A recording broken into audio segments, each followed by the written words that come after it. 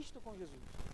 Tem uma passagem também em Atos que quando os discípulos eles se levantam para falar no meio do povo e dos doutores da lei, a Bíblia fala que o Espírito Santo age neles, dando a eles ousadia para falar.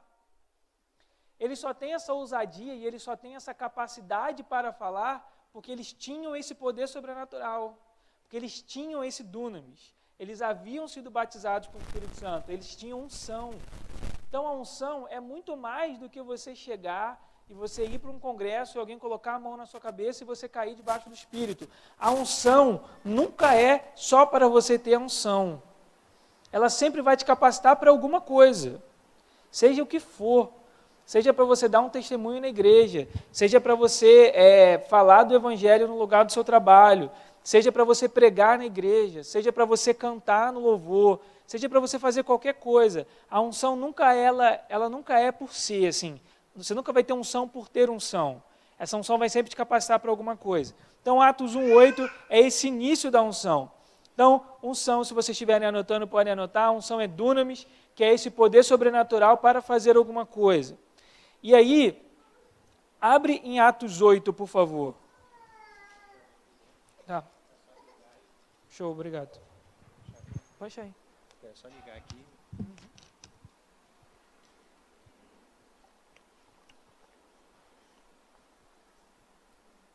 Boa noite.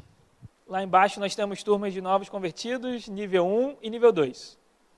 Fiquem à vontade. Atos 8, versículo 18.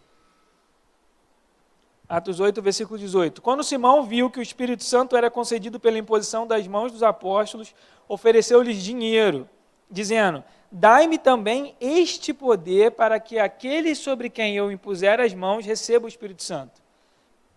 Da mesma maneira que a gente viu em Atos 1, que a unção é poder, é dunamis, aqui também a gente vê a unção traduzida como poder. Então, quando você recebe unção, você recebe poder.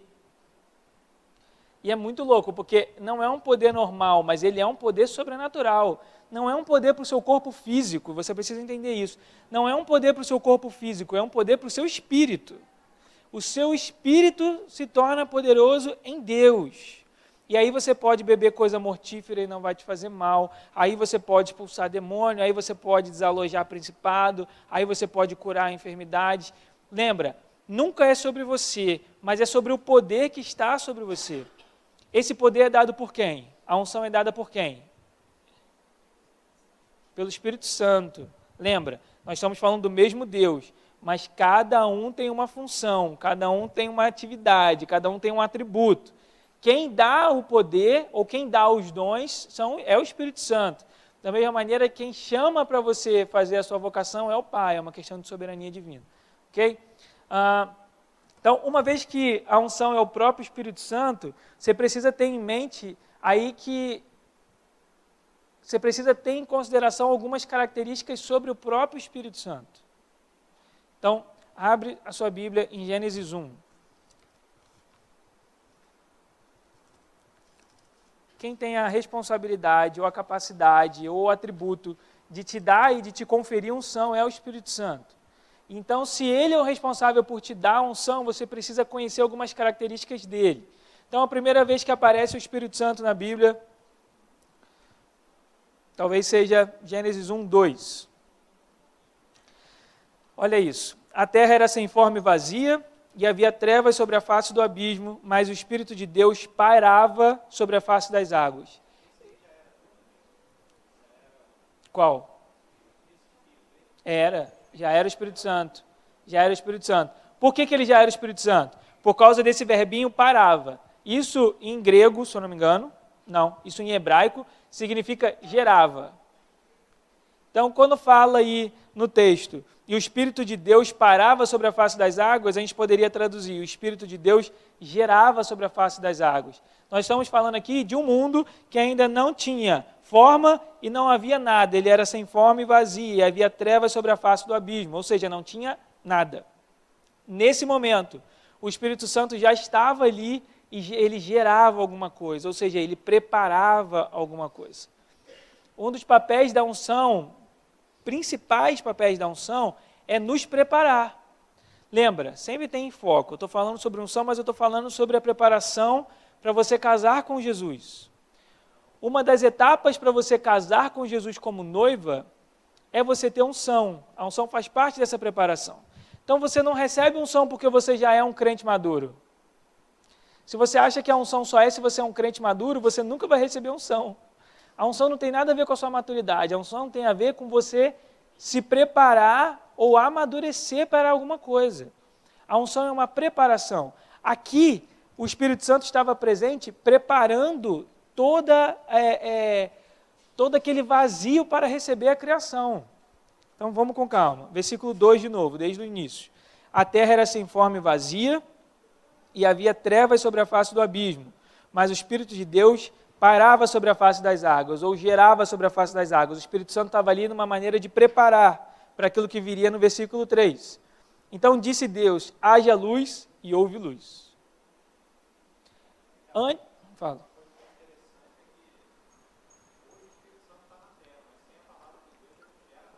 Ele não gera nada. Não há. Até porque uma das maneiras também de a gente experimentar, uma dessas maneiras da gente experimentar esse poder e exercitar esse poder é através da palavra.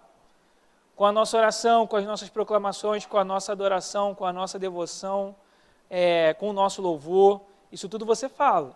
Se você não fala, vai ter um problema. Por isso que a proclamação na Bíblia é uma coisa tão importante. E por isso que a proclamação profética é tão importante. Porque quando você fala o mundo espiritual. E as suas palavras nunca são vazias. Elas vão misturadas com dunamis. Por isso que quando você ora por alguém, você usa a sua palavra. Você dá uma ordem para aquela doença sair. E aí a sua palavra misturada com o dunamis do Senhor, misturada com a unção do Senhor, aí ela faz alguma coisa. Do contrário, não tem como. Oi? Dunamis. Atos 1:8. Vou voltar lá então. Dunamis. Dunamis. D-U-N-A-M-I-S.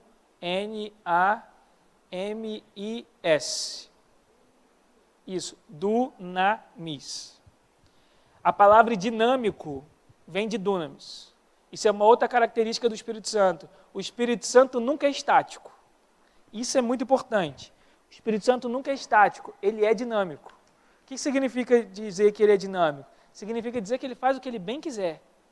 E às vezes ele está fazendo uma coisa e do nada ele muda. O que é do nada ele muda? Significa que ele é bipolar? Não. Significa que ele vai fazer o que o Pai quer que ele faça naquele momento. E é por isso que a sensibilidade é importante. Porque se você não é sensível, você não coopera com o Espírito Santo. Essa é a questão. Então, em Gênesis 1:2, o vento sopra para onde ele quer. Exatamente. Está ligado a essa característica dele ser dinâmico e está ligado à soberania dele. Você não manda nele. É por isso que é tão errado você aceitar pagar pela unção. Que é o que a gente leu de Atos 8 do mago que queria comprar poder. É por isso que é tão errado você fazer isso. Porque se você aceita comprar unção, ou você aceita vender unção, seja você pagando para ir em algum lugar para ouvir alguém, seja você pagando para alguém botar a mão na sua cabeça, seja você pagando para receber uma cobertura espiritual de algum ministério, que infelizmente isso existe, quando o paternidade tem nada a ver com isso, se você faz isso, você não entendeu nada. E aí o que você faz? Você comercializa a unção. Só que a unção não é um líquido. A unção não é um líquido. A unção é o próprio Senhor. É você comprar e vender o Espírito Santo Deus. Só que o Espírito Santo Deus não é uma coisa para você comprar e vender, e muito menos um escravo, se você considera ele como uma pessoa. Muito menos um escravo para você comprar e vender. É por isso que isso é uma abominação. Porque você está comercializando Deus, entendeu? Então, quando você fala aí em Gênesis 1:2, a terra era sem forma e vazia e havia trevas sobre a face do abismo, mas o Espírito de Deus pairava, ele gerava sobre a face das águas. É muito interessante o versículo 3. Disse Deus, haja luz e houve luz. Primeiro, isso não é aula de Gênesis, né? Mas o versículo 3 é muito legal. Primeiro, essa luz não era o sol, que é a nossa luz natural, porque o sol só ele é criado dali para frente, e não sei qual é o dia de cabeça. Mas essa luz não era não era o sol. E essa luz provavelmente era a própria glória de Deus, porque antes não tinha nada, Deus não estava presente. Era como se Deus tivesse retirado daquele lugar, e quando Deus se retirou só tinha trevas. E aí quando ele chega um momento, ele fala assim, não, Deus, eu vou voltar, eu vou levar a minha presença de novo, eu vou levar a minha glória de novo. E aí ele lembra sempre com a palavra. Deus encara, o Asher explica isso de uma maneira muito legal, ele encara as trevas. Ele olha para as trevas e fala, chega, haja luz. E aí as trevas deixam de dominar para ter a luz novamente. A luz é a própria glória dele. Era a ausência de Deus. Deus não estava naquele momento. Deus havia virado as costas. E aí, fala. Provavelmente sim. Entre 1 e 2, né? É a teoria do gap, que a gente chama, que é a teoria desse espaço de tempo entre o versículo 1 e o versículo 2. Na minha opinião, sim, mas a gente nunca vai saber, só quando Jesus voltar, a gente pergunta para ele o negócio. Mas na minha cabeça, sim, é a teoria do gap aqui. E aí ele havia saído, e aí ele chega uma hora que ele vira e fala assim, ó, já deu, eu vou voltar. E ele encara as trevas e ele fala, haja luz. E o Asher fala isso para quando você está passando por uma situação ruim. Quando você está passando uma situação ruim, é importante você olhar para aquela situação ruim nos olhos e declarar o oposto. Então, está passando por um período de tristeza, declara alegria. Mas olha dentro da tristeza que você está sentindo e declara, fala alegria, alegria. Está sentindo, ele fala isso, está sentindo fraco? Declara força. Está sentindo medo? Declara coragem. Só você olhar e declarar as palavras. Essas palavras positivas, e não tem nada a ver com você pensar positivamente. Tem a ver você declarar algo misturado com a unção, misturado com o dunamis do Senhor. E foi isso que aconteceu aqui. Deus encarou as trevas e ele disse, chega, haja luz. E a luz se fez. A maneira de você exercitar a unção que você tem é através da sua palavra. Você vai exercitar e você vai falar aquilo que o Espírito Santo colocar dentro de você e aquilo que a palavra de Deus diz. Por isso que é importante você conhecer Bíblia e você ter os seus versículos que você mais gosta. Quando você tem os versículos que você mais gosta, no dia que você estiver sentindo mal, você abre a sua Bíblia naquele texto que você mais gosta e você declara aquele texto. Mas, se você não lê Bíblia e você não tem um texto favorito, você não vai ter nada para declarar no dia mal. Por isso que é importante falar e é por isso que é importante você conhecer. Ok? Um outro texto muito importante sobre essa questão, vai para Lucas 1:35. Então, voltando rapidinho, mas abre Lucas. Em Gênesis, então, a gente vê o Espírito Santo gerando algo antes da criação sequer começar. Antes do trabalho da criação de Deus iniciar, o Espírito Santo já estava lá gerando aquele ambiente. Ok? Então, o Espírito Santo, ele tem essa característica criativa. É ele que é esse tempero criativo e vital da Trindade. A pessoa da Trindade divina responsável pela criação, por essa dinâmica, é o Espírito Santo. Olha o que diz Lucas 1:35. Lucas 1:35 está falando sobre a concepção de Jesus. O anjo respondeu, o Espírito Santo virá sobre ti, e o poder do Altíssimo te cobrirá com a tua sombra. Por isso, aquele que nascerá será santo e será chamado Filho de Deus. O anjo respondeu, o Espírito Santo virá sobre ti e o poder do Altíssimo te cobrirá.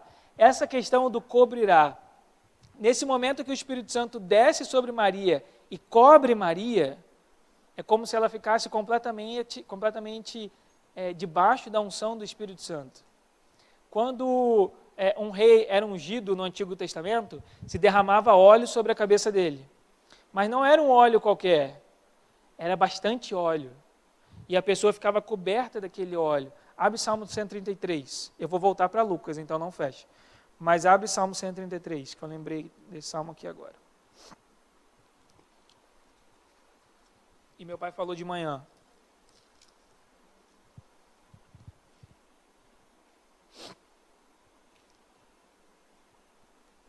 Salmo 133. Pequenininho. Esse salmo é importantíssimo de você entender. É pequeno, mas ele fala sobre posição do corpo de Cristo. É interessantíssimo. Fala sobre você aceitar a posição que você está no corpo e esperar o tempo certo. Olha o que diz, versículo 1. Como é bom e agradável os irmãos viverem em união. É como óleo precioso sobre a cabeça, que desce para a barba de Arão, e desce sobre a gola das suas vestes, como o orvalho do Hermon, que desce sobre os montes de Sião. Ali o Senhor ordena a bênção e a vida para sempre. Repara como é que essa questão do óleo, que eu estava falando no Antigo Testamento, quando as pessoas eram ungidas com óleo, elas eram como se tivesse tomado um banho de óleo, ia da cabeça até o pé. É isso que diz Salmo 133, do versículo 2. É como óleo precioso da cabeça, que escorre para a barba e depois para as vestes. Essa vestes aí, algumas vezes, tem alguma outra versão que fala? Sem ser gola das suas vestes? Mas é outra palavra para gola? Ou só tem gola? Gola, corda, orla. Quando a gente fala, só uma pequena parêntese, quando tem lá a história da mulher com fluxo de sangue de Jesus, que a mulher toca, ela toca na borla, que esse é o nome, nas borlas da veste de Jesus, ou seja, é na parte de baixo, é mais ou menos o mesmo sentido. Esse texto aqui do versículo 2 de Salmo 133, ele fala que o óleo foi derramado sobre a cabeça, escorreu para a barba e foi até as vestes. Da mesma maneira, no Antigo Testamento, como era aqui no caso, quando Davi foi ungido rei, não era apenas um óleozinho na testa, era um banho de óleo, aquilo escorria no corpo todo. O texto lá de Lucas 1, versículo 35, e o poder do Altíssimo te cobrirá com a sua sombra, Maria ficaria e ficou completamente coberta com o Espírito Santo da cabeça aos pés. Ela foi coberta com o Espírito Santo, a sombra dessa descida envolverá. Ela ficará envolta no meio do Espírito Santo. Quando o Espírito... cobrirá. Quando o Espírito Santo vem, ele te cobre por inteiro. É como se o Espírito Santo naquele momento te vestisse. Quando a gente fala sobre Adão e Eva antes da queda, a gente fala o quê? Eles estavam vestidos de glória. A glória de Deus estava cobrindo Adão e Eva antes do pecado. Foi isso que aconteceu aqui com Maria. Maria, naquele momento, ela foi coberta pela unção de Deus. Quando você recebe a unção, quando você é batizado com o Espírito Santo, quando a unção vem sobre você, ela não vem apenas sobre a sua cabeça. A unção do Espírito Santo, ela te cobre por inteiro. Ela te protege de todas as áreas. A armadura do Senhor, que está em Efésios, ela te protege, ela protege todo o seu corpo. Nada fica desprotegido, nada fica à mostra. Isso é tudo proteção completa. Ok? Então, da mesma maneira que lá em Gênesis, o Espírito Santo estava se movendo na sua forma criativa para criar, aqui em Lucas, a mesma coisa. O Espírito Santo vem sobre Maria para gerar algo. A unção, ela está em você, mas ela não está em você por estar em você. Ela deseja que você gere alguma coisa, que você faça alguma coisa. Você desejar unção. Quando eu dei aquela aula sobre dons, a gente falou isso. Se você pede dons e você não tem a intenção de usar, não adianta você pedir porque você não vai receber. Se você pede unção e você não deseja usar aquela unção, não faz sentido você pedir unção. Aí você vira e fala assim, poxa, mas eu não tenho nenhum serviço no ministério, eu não prego, eu não canto, eu não toco. Irmão, qualquer coisa que você faz, você precisa do Espírito Santo.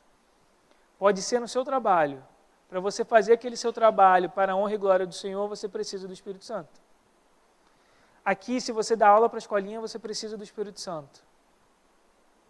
Se você dá aula para a escolinha, corre o risco de você chegar para dar aula para as crianças, você não ter o Espírito Santo e elas terem. Isso é vergonhoso, diga-se de passagem, porque elas são crianças.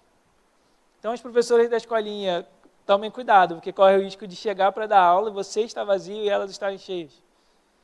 Se você fica na porta, você precisa do Espírito Santo. Se o pessoal que está na cantina, na cozinha, precisa do Espírito Santo. Tudo nós precisamos do Espírito Santo.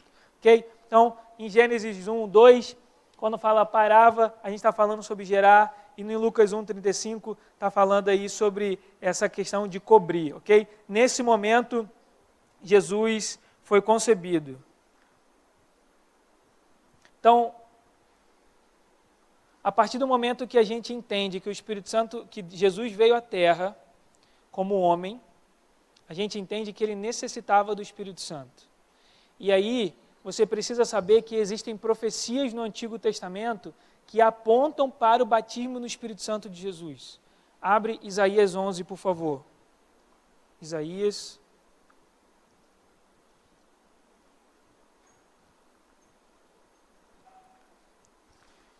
11.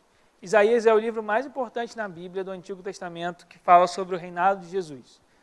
Então, no início aí Isaías começa a falar sobre um reinado sem rei, depois ele começa a falar sobre um rei sem reinado, depois ele fala sobre um reinado restaurado já com o seu rei, que é Jesus, e ele fala sobre as bem-aventuranças, depois ele fala sobre a instituição desse reinado e por aí vai. Então a história de Isaías 11. Então a história de Isaías é uma história progressiva sobre a vinda do reino de Deus na terra. Não é à toa que ele fala bastante sobre Jesus. Olha o que diz Isaías. Lê para mim alguém Isaías 11. Lê para mim, Rosa. 11. Do 1 ao 5. Do tronco de Jessé sairá um rebento, e das suas raízes um renovo. Repousará sobre ele o Espírito do Senhor, o Espírito de sabedoria e de entendimento, o Espírito de conselho e de fortaleza, o Espírito de conhecimento e de temor do Senhor. Deleitar-se-á no temor do Senhor, não julgará segundo a vista dos seus olhos, nem repreenderá segundo o ouvir dos seus ouvidos, mas julgará com justiça os pobres e decidirá com equidade a favor dos mansos da terra. Ferirá a terra com a vara de sua boca e com o sopro de seus lábios matará o perverso. A justiça será o cinto dos seus lombos e a fidelidade o cinto dos seus rins. Esse texto é sensacional, ele fala sobre a vinda de Jesus e ele fala também sobre o que aconteceria com Jesus antes dele iniciar o seu reinado. O que aconteceria com ele? Versículo 2, o Espírito do Senhor repousará sobre ele. E que Espírito é esse? O Espírito da sabedoria e de entendimento, o Espírito de conselho e de fortaleza, o Espírito de conhecimento e de temor do Senhor. Quando fala que o Espírito do Senhor repousará sobre ele, em outras palavras ele será ungido pelo Espírito Santo. Uma vez que o Espírito Santo, uma vez que Jesus veio à Terra como homem, ele precisava ser ungido pelo Espírito Santo. E aqui Jesus seria ungido com o Espírito Santo e receberia Espírito de sabedoria. Foi o cara mais sábio que já andou sobre a terra. Mais do que Salomão, né? A gente fala que foi o homem mais sábio de toda a terra, não sei o quê. Tudo bem, foi o homem mais sábio até chegar a Jesus. Espírito de sabedoria e de entendimento, espírito de conselho e de fortaleza, o espírito de conhecimento e de temor do Senhor. Olha o que diz o versículo 3. E ele se inspirará no temor do Senhor, e não julgará pela aparência, nem decidirá pelo que ouvir dizer. Por quê? Porque é o Espírito Santo que nos guia em toda a verdade. Quando Samuel foi ungir outro rei no lugar de Saul, ele quis ungir o irmão mais velho de Davi. Por quê? Porque ele foi pela aparência. Ele viu o irmão mais novo, mais velho, o mais forte, o mais alto, que chamava mais atenção, que tinha mais porte de rei. E aí quando ele ia derramar o óleo para ungir o cara, Deus falou para ele, não é ele, é outro. Esse, quando Deus fala com ele, é o Espírito Santo, né? Ele já foi guiado para aquilo ali. Toda vez que, se você não tem o Espírito Santo, você vai ser guiado pelas aparências, mas se a gente tem o Espírito Santo, e a Bíblia fala isso em João, o Espírito Santo nos guia a toda a verdade. E é exatamente isso que aconteceu com Jesus. Jesus foi guiado, na verdade, através do Espírito Santo. Quando ele estava conversando com alguém, ou ele estava ensinando, e às vezes ele falava assim, a Bíblia diz assim, e Jesus conhecia o que estava no coração deles. Ou Jesus conhecia os pensamentos dele. Significa dizer que o Espírito Santo havia revelado a Jesus o que aquela galera ali estava pensando a respeito dele. Isso só através do Espírito Santo. Versículo 4.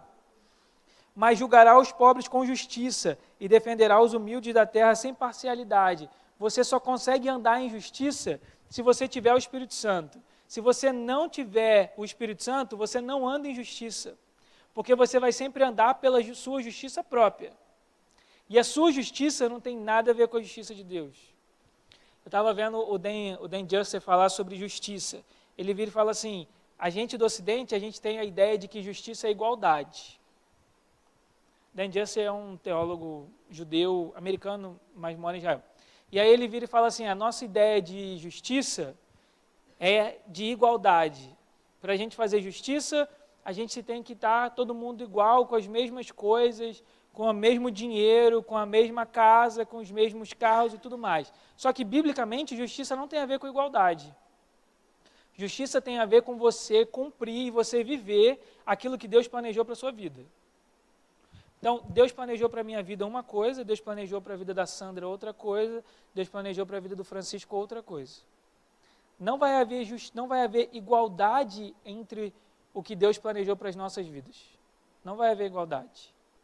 Só que, se eu cumpro aquilo que Deus planejou para a minha vida, se o Francisco cumpre o que Deus planejou para a vida dele e a Sandra também, aí vai haver justiça. Porque todos nós iremos ter uma vida de felicidade e de prosperidade. Porque a vontade de Deus para mim, para a Sandra e para o Francisco nunca é ruim. Sempre é bom. Mas não quer dizer que tem que ser a mesma coisa. Então, o nosso conceito de justiça é igualdade. O conceito de justiça de Deus não tem nada a ver com igualdade. Tem a ver em você viver aquilo que Ele planejou para você viver. O seu destino, né, o que a gente chama de destino, o destino que Deus planejou para o Francisco. Aí a gente vai ter justiça. Porque o destino que Deus planejou para o Francisco nunca é ruim. Então, quando fala, mas julgará os pobres com justiça, nós só andamos em justiça através do Espírito Santo. Se você não tem o Espírito Santo, você não anda em justiça. Versículo 5. Não, continua no 4. Mas julgará os pobres com justiça e defenderá os humildes da terra sem parcialidade. Ferirá a terra com palavras de juízo e matará o ímpio com o seu sopro. Quando Jesus voltar, isso vai acontecer. A Bíblia diz isso em Apocalipse 19. Quando Jesus descer, ele vai destruir o exército do anticristo com um sopro. E se você morrer salvo, ou se você for arrebatado, acredito sinceramente que estaremos todos juntos naquele grande e terrível dia do Senhor. Amém? Eu estava comentando em casa, Apocalipse 19 e Zacarias 14. Então dá a entender que quando a gente for arrebatado e a gente voltar, quando a gente for arrebatado e Jesus voltar, nós voltamos com ele como parte do exército. A gente não vai ficar lá em cima vendo o negócio acontecer. Ok?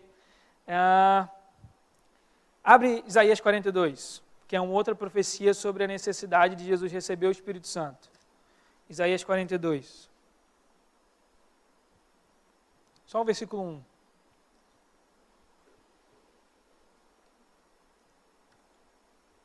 Isaías 42 fala também sobre Jesus e traz aí um dos nomes de Jesus, ou um dos nomes de Yeshua, né?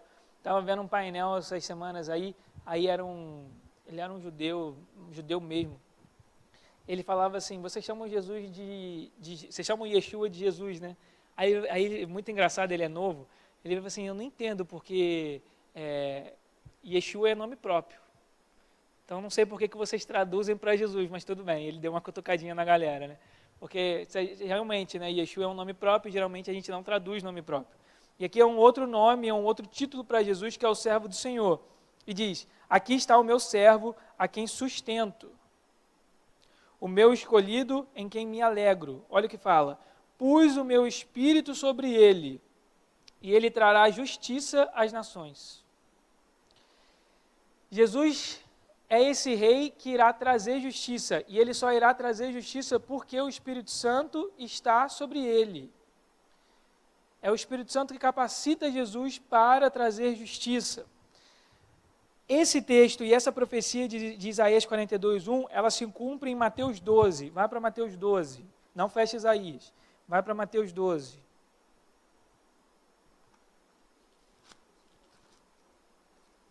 Mateus 12, versículo 15.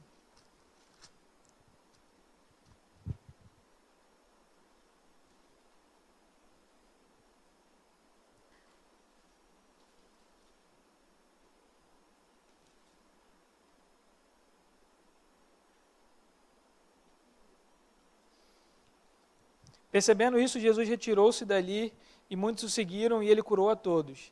E advertiu-lhes de que não dissesse quem ele era. Versículo 17. para que se cumprisse o que havia sido falado pelo profeta Isaías.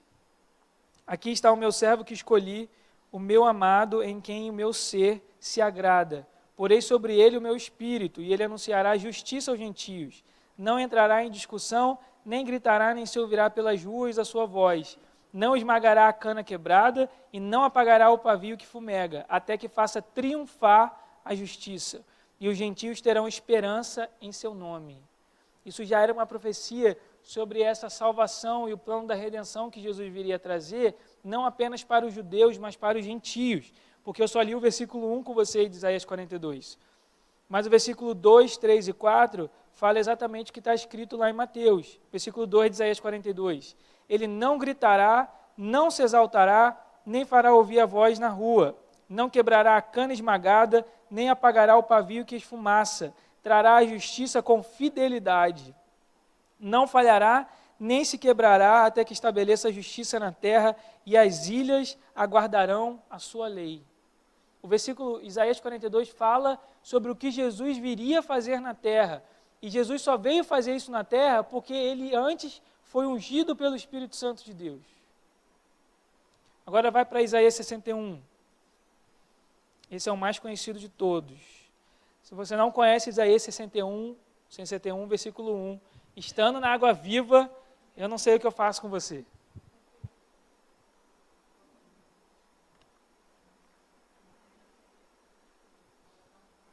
O que é, Gessida? É, exato. Não sei o que eu faço com você. Não sei o que eu faço com vocês. Isaías 61, versículo 1. O Espírito do Senhor Deus está sobre mim, porque o Senhor me ungiu para pregar boas novas aos oprimidos, enviou-me a restaurar os de coração abatido, a proclamar liberdade aos cativos e a pôr os presos em liberdade. É exatamente o que diz Isaías 42, 7. E Jesus fala exatamente isso em Lucas e em Marcos. Então Jesus em um determinado momento, não vou parar para falar Isaías 61 agora, porque eu vou falar disso mais para frente.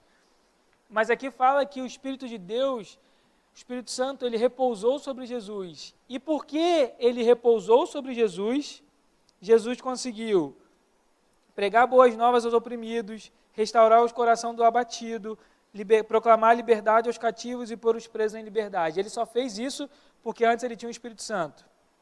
Se ele não tivesse o Espírito Santo, ele não faria isso. Então, quando você olha esses textos de Isaías 11, Isaías 42, Isaías 61, e quando você lê os evangelhos e a maneira como Jesus se movia com o Espírito Santo, você percebe claramente que existe uma relação de parceria. E preste atenção nisso. Existe uma relação de parceria entre Jesus e o Espírito Santo. Existe uma cooperação entre Jesus e o Espírito Santo. Eles cooperavam um com o outro. Tudo que Jesus fazia, ele fazia por causa do Espírito Santo. E tudo que Jesus fazia era porque o Espírito Santo comunicava a vontade do Pai para ele.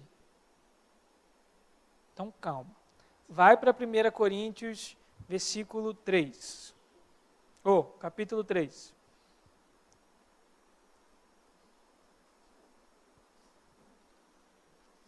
Lá em Isaías 42, a gente vê que um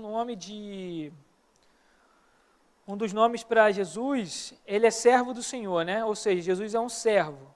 Só que todo o serviço que Jesus veio fazer na terra, ele só conseguiu fazer através do Espírito Santo. Então existe uma cooperação, existe uma parceria entre Jesus e o Espírito Santo. Olha o que diz o versículo 1 Coríntios 3, versículo 9. Porque somos cooperadores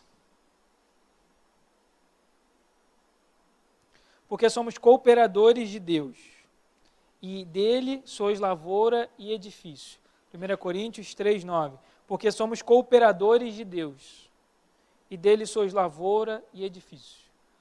Eu não sei vocês, mas isso é uma responsabilidade gigantesca. Porque uma coisa é você colocar tudo na conta e na responsabilidade de Deus. Outra coisa é você saber que você trabalha lado a lado, ombro com ombro. Você coopera com Deus em tudo que você faz. Qual que fala no seu? 3:9.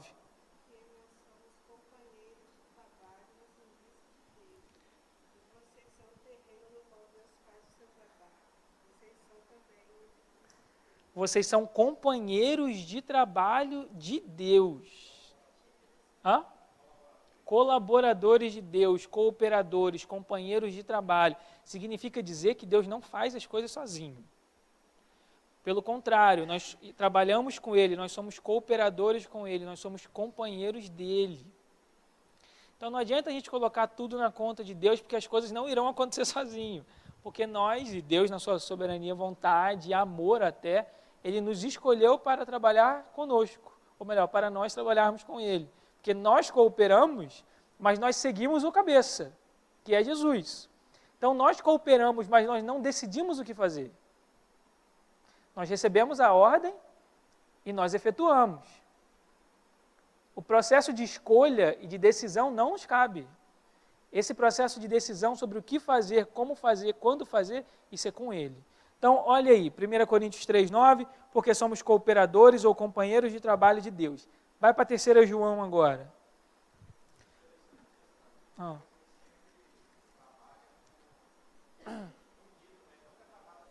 Não.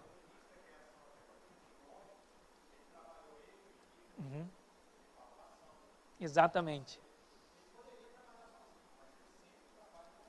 Ele não é um Deus de individualismo. É por isso que é importante relacionamento. Se Deus fosse um Deus individualista, Ele não colocaria ênfase em relacionamento. Se Deus fosse individualista, Ele não instituiria a necessidade da intercessão. Ele não colocaria Jesus para interceder por nós 24 horas por dia. Se Deus fosse individualista, Ele não teria colocado e instituído a igreja como um corpo com vários membros com funções diferentes. Não teria necessidade disso. Se Deus fosse individualista, Ele teria colocado coisas diferentes entre Israel e a igreja, quando na verdade, quando a gente pensa no plano de Deus, Israel e a igreja vão formar uma única noiva. São partes diferentes. Israel e a igreja vão trabalhar juntos no final. E muito pelo contrário, no final de tudo, quando Israel estiver sendo perseguido, o que vai acontecer, quem vai ter que dar apoio total para Israel é o corpo dela. Quem é o corpo dela? A igreja. Mas isso é um outro assunto. Olha o que diz 3 João 1. Versículo, cara, eu amo isso aqui, então vou avisar desde já. Se eu morrer antes de Jesus chegar, por favor, coloquem isso na minha lápide. Se até lá, estou falando sério. Eu penso muito, uma coisa, vou falar aqui no microfone, vai ficar feio, né? Eu acho que crente pensa pouco na morte. E eu não acho isso saudável. Não acho saudável. Não tem problema. Eu não acho saudável. Se você não pensa e você não considera, você vive a sua vida de maneira irresponsável. Você precisa ter isso em perspectiva. Porque no momento que você morreu, o seu destino está traçado ali, né? Sabe disso. Morreu, acabou, irmão. Então, assim, não fica achando que você vai viver para sempre isso. Porque o que dá uma sensação de responsabilidade muito boa na nossa mente carnal e humana, e a gente que sabe que a gente não vive para sempre, é a morte. Então, tudo bem, minha opinião. 3 João 1:8, portanto devemos acolher os que foram como eles, para que sejamos cooperadores da verdade. Lá em 1 Coríntios fala sobre cooperar com Deus. Aqui está falando sobre você. 3 João 1:8. Vê se você está em 3 João 1:8. Achou? Parte B. Achou? Ah, tá. 3 João 1:8, parte B. Para que sejamos cooperadores da verdade. Lá em 1 Coríntios fala sobre cooperar com Deus. Aqui fala sobre cooperar com a verdade. Mudou alguma coisa? Não. Jesus. Por favor. Que? Lápide de Tales, coloca aí. Por favor, coloca aí, lápide de Tales. Exato. 1 João 1:8. Para que sejamos cooperadores da verdade. A verdade é o próprio Senhor Jesus e a verdade é o Espírito Santo. Então vamos com calma. João 14:6. Abre João 14:6. Não fecha 3 João. A favor da verdade. João 14. 6.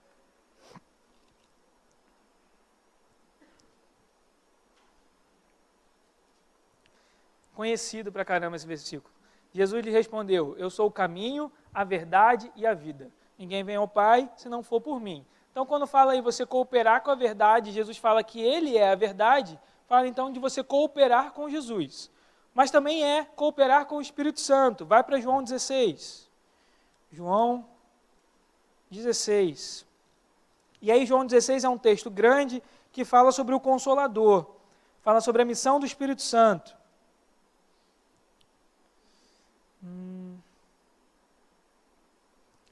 Eu não marquei o versículo. Versículo 13. Quando, porém, vier o Espírito da verdade, ele vos conduzirá a toda a verdade. Ele não falará de si mesmo, mas dirá o que tiver ouvido, e vos anunciará as coisas que hão de vir. Isso daqui é um princípio de intercessão. Olha que beleza. Isso aqui é um princípio de intercessão. Existe uma dinâmica na intercessão que é muito interessante. A intercessão, ela sai de Deus e ela volta para Deus. A dinâmica da intercessão, ela sai de Deus e ela volta para Deus. A intercessão alinhada com a vontade de Deus. Quando eu falo intercessão alinhada, o que é isso? É quando a gente ora aquilo que Deus quer fazer. Então, como é que funciona essa questão da intercessão sair de Deus e voltar para Deus? Deus comunica a sua vontade para Jesus. Jesus comunica para o Espírito Santo que está em nós. É aí que nós recebemos o motivo do Espírito Santo, os motivos de intercessão. Logo depois, o Espírito Santo, quando nós oramos através do Espírito Santo, seja orar em línguas, ou seja orar debaixo dessa inspiração divina. Jesus pega essa oração, que é como está lá em Apocalipse, e ele entrega essa oração ao Pai. E então o Pai realiza. Então a intercessão, ela sai de Deus e ela volta para Deus. Isso só acontece por causa desse Espírito da verdade, que diz em João 14, versículo 13. Quando, porém, vier o Espírito da verdade, ele vos conduzirá a toda a verdade, e não falará de si mesmo, mas dirá o que tiver ouvido. O Espírito Santo que fala em você e fala em mim, ele não fala do nada da cabeça dele, mas ele fala algo que ele ouviu antes. E aí, então, ele nos comunica. É por isso que a gente precisa estar atento para aquilo que nós estamos ouvindo no Espírito. Aí a gente está falando sobre cooperar. Então a gente lá em 1 Coríntios, a gente viu sobre cooperar com Deus. E aí pode ser no seu serviço na igreja, pode ser no seu serviço na sua família. Você precisa cooperar com Deus. Como é que Deus vai salvar a sua família se você não coopera com Ele? Como é que Deus vai te usar no ministério se você não coopera com Ele? Então, nós temos aí a questão da cooperação com Deus, nós temos a cooperação com a verdade, que é você cooperar com Jesus e com o Espírito Santo. Quando a gente vê o Novo Testamento e Jesus, a gente vê que Jesus coopera com a unção. Da mesma maneira que Jesus coopera com a unção, você precisa cooperar com a unção também. Então, toda vez que Jesus ele se move, e abre Mateus, que eu vou mostrar isso para vocês. Mateus, versículo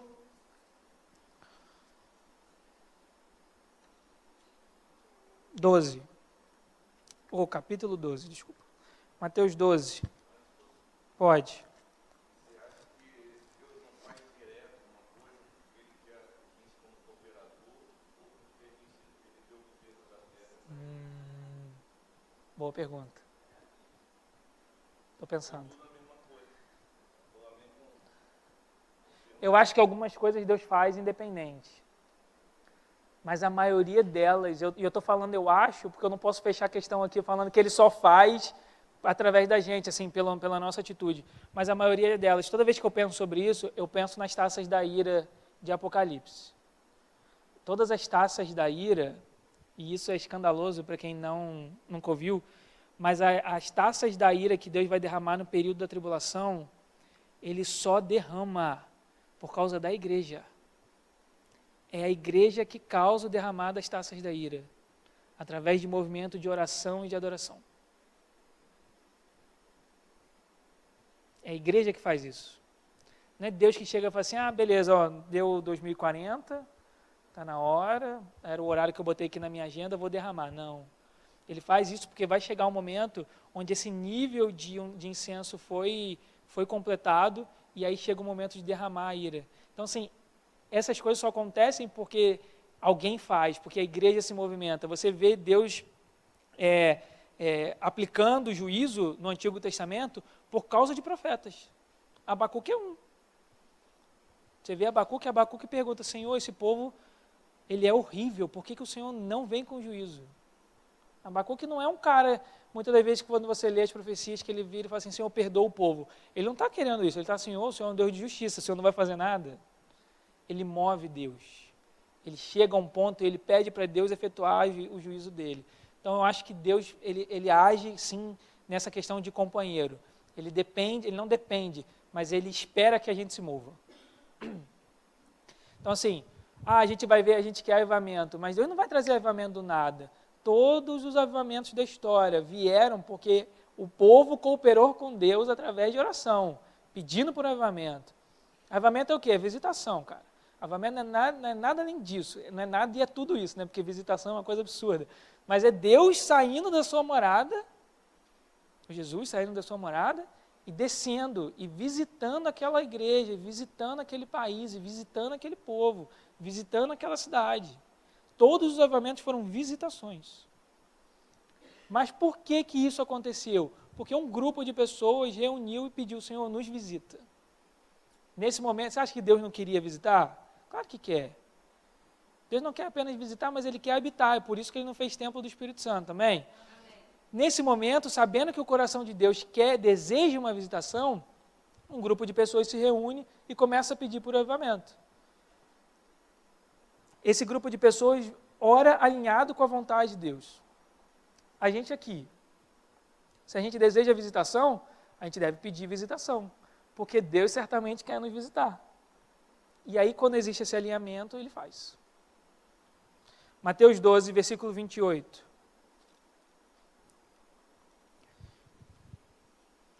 Mateus 12, versículo 28.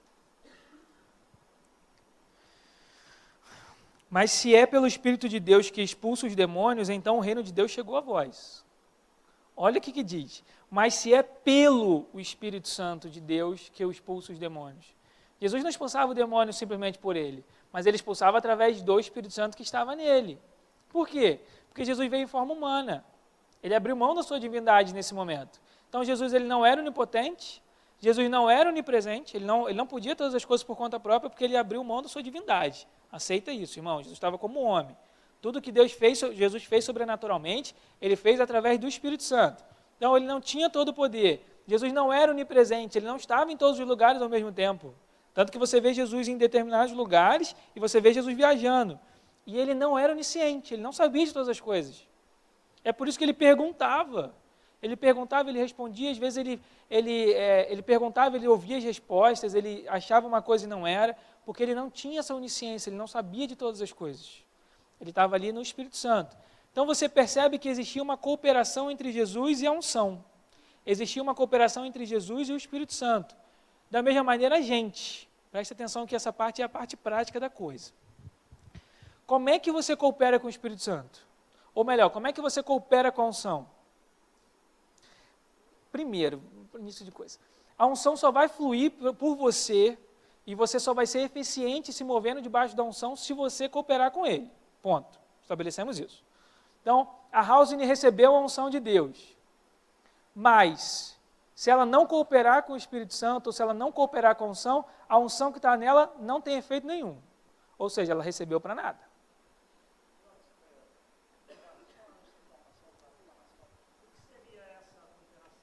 Exatamente isso que a gente vai chegar agora. O que é cooperar com Deus? Ou melhor, o que é você cooperar com a unção? Coisas práticas. Andar em santidade. Porque se você não anda em santidade, você não ouve. Outro. Se encher da palavra. Porque se você não está cheio da palavra, você não ouve. Outro. Viver em oração. Porque se você não ora, você não ouve. A cooperação com a unção está ligada a você ouvir Deus. Está ligado a você ouvir a unção. Está ligado a você ouvir o Espírito. E você só ouve se você se relaciona com Ele. Se você não ouve, se você não tem relacionamento, você não consegue se relacionar com a unção. Então vamos lá dar os exemplos práticos também agora. O pastor, quando vem na igreja e prega, ele prega uma mensagem inspirada pelo Senhor. Agora, se o cara não se prepara antes em casa, se o cara não ora, ele chega aqui e ele não consegue fazer nada, porque ele não se preparou para cooperar com Deus. O pessoal do louvor, se o pessoal do louvor não tem vida de adoração no íntimo, que a gente chama de secreto, né, muito romanticamente, como diz a Bíblia, se a pessoa não tem vida de oração no secreto, aquela coisa toda, a pessoa não chega aqui, ela não consegue cooperar com Deus, porque ela não consegue viver uma coisa aqui que ela não vive em casa, porque vai ser estranho para ela, ela vai se sentir deslocada. Você só consegue cooperar com a unção se você se relaciona com a unção, do contrário, você não consegue. Entenderam? Dúvidas sobre essa questão de cooperação? Quando você ora, você coopera com Deus, por exemplo. É o que a gente estava falando sobre intercessão, sobre você interceder ou sobre você orar aquilo que Deus quer que você ore. Se você não ora aquilo que Deus quer que você ore, você não coopera com Deus. Às vezes você está, na verdade, indo de encontro à vontade dele. Ou seja, Deus está querendo que você vá por aqui e você está querendo ir por ali. Em vez de cooperar, você contende com Deus. Você briga com Deus na questão de vontade. Você já viu alguém brigar com Deus e vencer? Fala, João. A importância de você orar em línguas é essa. Porque às vezes você não conhece a vontade de Deus para aquela situação. Às vezes você não acha a vontade de Deus estabelecida na Bíblia. Você não sabe o que Deus quer fazer. Ora em línguas.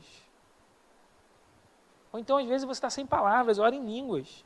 Porque o Espírito Santo que está em você sabe o que você deve orar. Por quê? Porque ele ouviu. Se ele ouviu, ele sabe como orar. É isso que diz em João 16. Tudo bem? Tudo bem, Hauser? Tudo bem? Queiram cooperar com Deus. Queiram cooperar com o Espírito Santo. É fundamental que você coopere com Ele. Porque se você coopera com Ele, o fluir de Deus através de você não vai ter limite. E sempre lembrando, quando você trabalha, você não trabalha para você. Quando você exerce o seu chamado, você não exerce o seu chamado para você. Quando você exerce um dom espiritual, você não exerce um dom para você. É sempre para o outro. É sempre em benefício do corpo. Quando Paulo fala sobre os ministérios, ele fala para que a igreja cresça no pleno conhecimento de Jesus. Então, quando você exerce a sua vocação, você exerce em benefício do corpo. Se você não coopera com Deus, você prejudica o corpo. Se você coopera com Deus e você coopera com o Espírito Santo, o corpo é beneficiado. Amém? Vamos ficar em pé?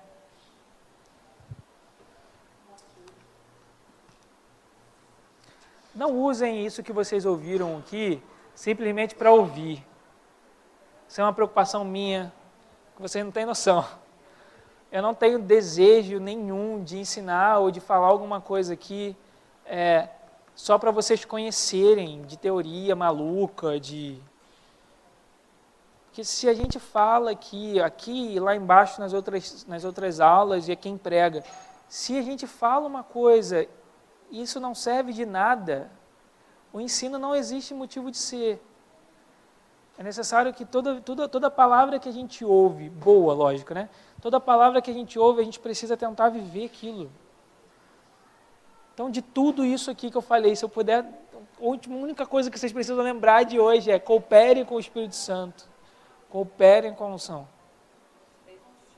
Estejam disponíveis. Estejam atentos, sensíveis.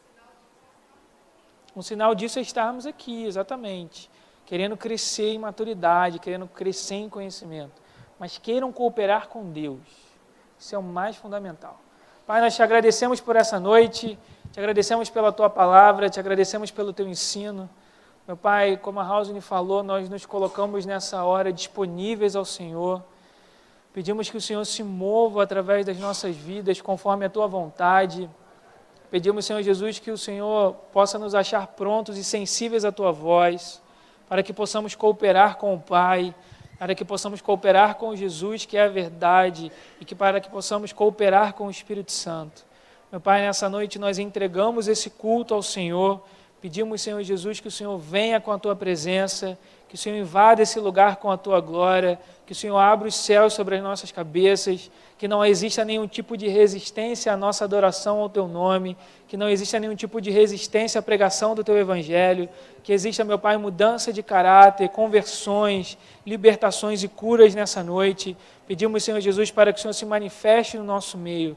Meu Pai, nós não desejamos um culto vazio da Tua glória, mas nós queremos experimentar a Tua presença. Venha nessa noite, Jesus, e nos impacte, meu Pai, com a Tua palavra. Meu Pai, nós entregamos tudo que nós vamos acontecer, tudo que vai acontecer nesse culto, a pregação da palavra, o momento de louvor. Pedimos que o Senhor se mova no nosso meio e que não existam limitações para o Teu derramar. Em nome de Jesus. Amém.